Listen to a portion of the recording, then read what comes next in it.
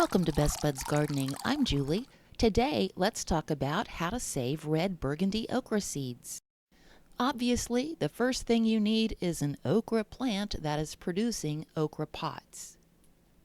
And normally, we pick our red burgundy okra when they're between 6 and 8 inches long, and they should look something like this.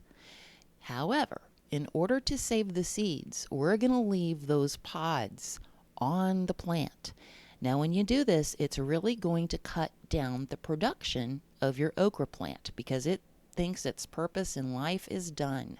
So you might even want a second plant just to dedicate to seed saving.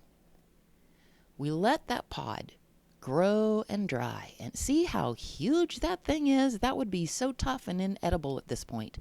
And it takes a really long time, but over the course of the summer, they just start to turn kind of brown, greeny brown color and look very, very woody.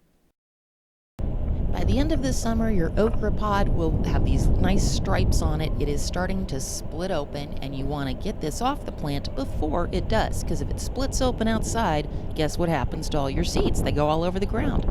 So I'm going to cut him off and might just let him dry a couple more days inside.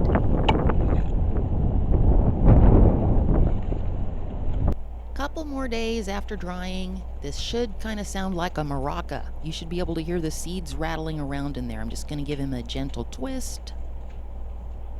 And then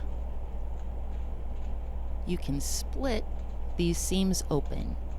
And inside are all of our seeds. They should all be pretty loose, rolling around in there.